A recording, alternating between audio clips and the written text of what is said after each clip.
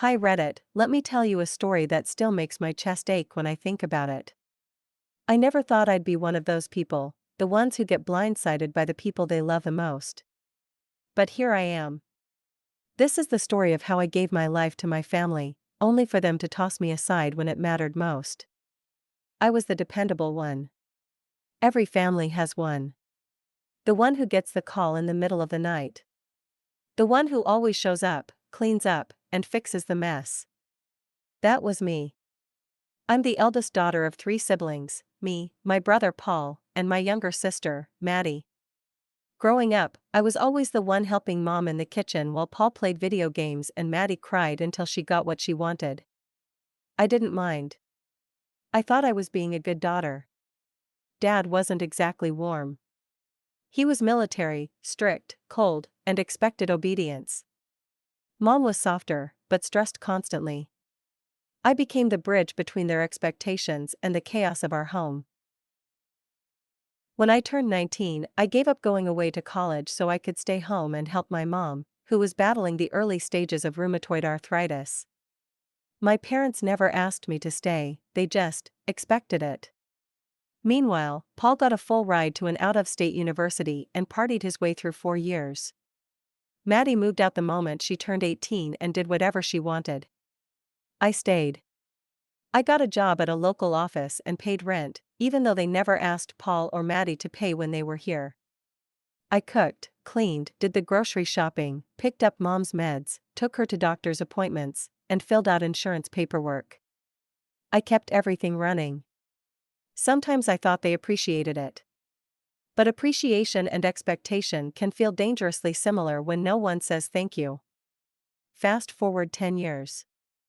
I was in my early 30s. I had never lived on my own. I had savings, but no real freedom.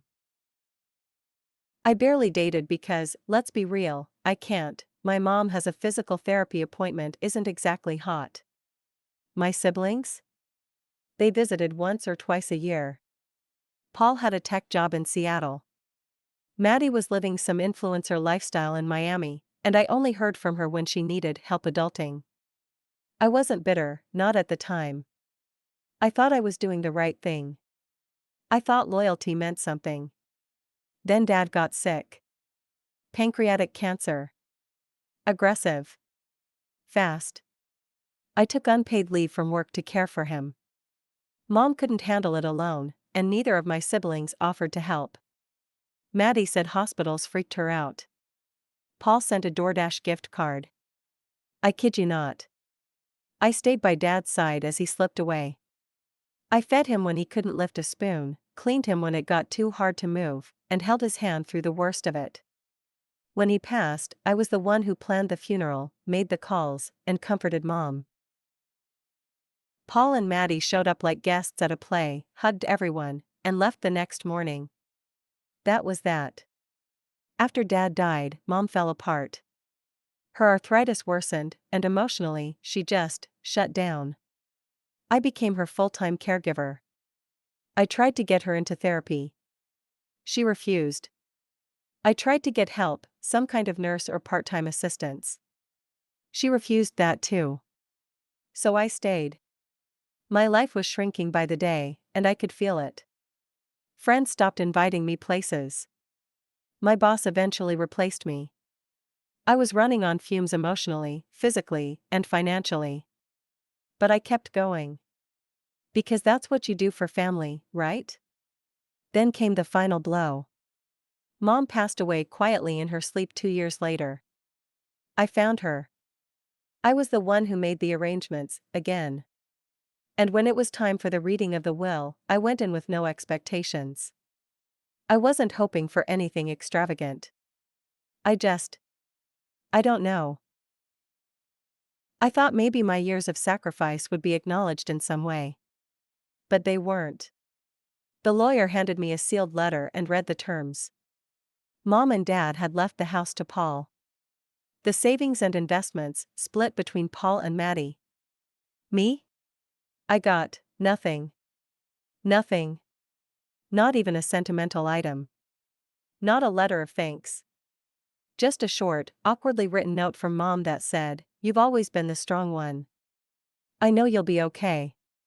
Your siblings need this more than you. I felt like I had been slapped across the face. I sat there while Paul nodded like it was fair and Maddie acted like she'd won something. I didn't cry. I didn't yell. I just sat still, gripping that letter like it might suddenly make sense. But it never did. After the reading, Paul had the audacity to say, "You can still stay at the house a few weeks until you figure things out." Like he was doing me a favor. Maddie chimed in with, "You've always been so independent, you'll bounce back." Bounce back from what? Years of unpaid labor, emotional burnout, lost relationships, and now homelessness? Yeah. Sure.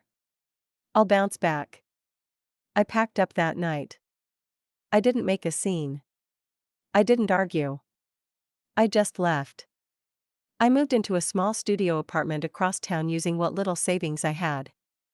It was the first time in my life that a space actually belonged to me. And it was terrifying. For weeks, I barely ate. I cried randomly. I questioned everything: who I was, why I'd done so much, whether I was even lovable. Then, slowly, I started to rebuild. I found part-time work again. I joined a local book club. I even went on a date. I felt like a ghost stepping back into the world of the living. Months passed. Paul tried to reach out. He sent me a few texts, mostly about paperwork or leftover stuff from the house. Maddie sent me a birthday text that said, "Hope you're thriving." I ignored them both. Because here's the thing, when someone shows you your value in their life, believe them. My parents told me I was strong. That I'd be okay. That I didn't need help or love or acknowledgement. They were wrong. Everyone needs love. Everyone deserves to be seen. Today, I'm not rich. I'm not even fully healed. But I'm free. And freedom, it turns out, is more valuable than a house or a savings account. I don't talk to my siblings anymore. Not because I'm holding a grudge. Because I no longer have space for people who only know how to take. My story doesn't have a big twist. No courtroom battle. No secret fortune. Just a quiet realization that sometimes, the people you sacrifice the most for are the ones who see you the least. And the strength they praised me for? It finally belongs to me now. Not them. I gave up my life to take care of my parents and family, missed out on my own dreams, and sacrificed everything, only for them to leave me nothing in the will. But I walked away, rebuilt myself, and found peace without them.